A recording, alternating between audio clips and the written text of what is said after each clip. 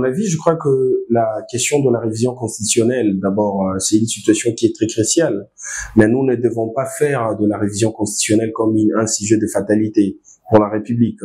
La Constitution en soi prévoit le mécanisme de sa propre révision et tout citoyen congolais peut émettre de points de vue pour sa révision partielle ou globale. Je suis pour la révision de certains articles de la Constitution congolaise parce que si vous regardez bien, d'abord, si on veut parler des élections à un tour, je crois que la RDC à l'époque avait des dispositions constitutionnelles qui soutenaient que les élections en RDC doivent être de 2 tours. Je crois que réduire la République démocratique du Congo avec cette maturité de la démocratie qui nous est parvenue déjà par ces systèmes d'alternance, je crois que c'est réduire la RDC dans un comportement rétrograde. Je crois que on doit retourner à un processus électoral de 2 tours.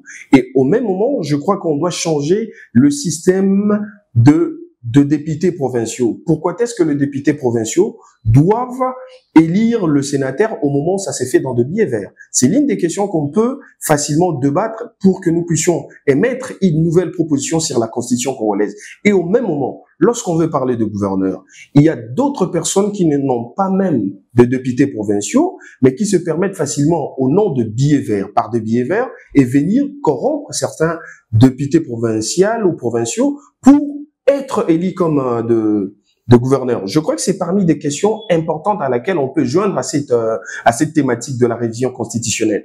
Le problème, ce n'est pas de prêter des intentions, mais le problème, c'est de réfléchir et de voir si réellement c'est vraiment important de revoir certaines dispositions de la Constitution congolaise. À mon avis, je vais éclairer l'opinion publique de savoir qu'est-ce que la Constitution prévoit elle-même par rapport à sa mode des révisions. Je donne un cas qui est cité ici dans son article 216, là où on parle, par exemple, ici, on parle en cas de contradiction entre un traité et un accord international, la Constitution du pays signataire, celle-ci sera revue pour se conformer au traité ou un accord international. En fait, par cette disposition, la suprématie des traités ou accords internationaux est consacrée. Donc, par ailleurs, chez nous, chez nous ici, on va incorporer les textes internationaux dans l'arsenal juridique national pour en permettre l'application, selon les cas échéants, la sanction et l'interprétation par les organes étatiques compétents. Donc, lorsque les traités et notre constitution sont en désaccord par rapport à leur ratification, cela peut aussi permettre à une révision constitutionnelle parce que quoi que la constitution elle-même prévoit dans ces articles, tel que l'article 18 et 19, donne comment on peut toucher, soit comment on peut réviser, soit amender certains articles. À mon humble avis, je dois vous avouer que je connais pas tous les articles par cœur, mais il y a des articles dont je suis pas d'accord. Je crois que c'est la 200, quelque chose comme ça, qui donne une confusion sur notre souveraineté. En cas de problème, on peut céder une partie du territoire.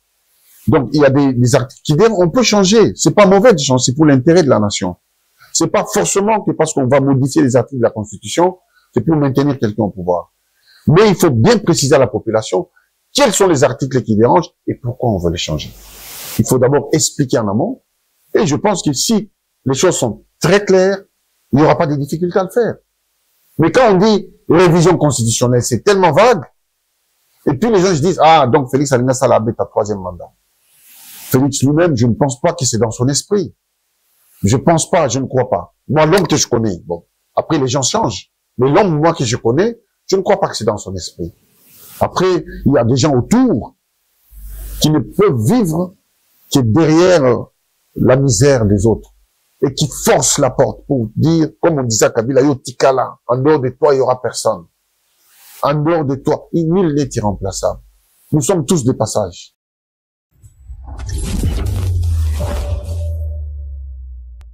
Je dirais, pour le moment, on peut pas parler de la révision constitutionnelle parce que l'article 19 de la même constitution stipule bien que au cas, là c'est une exception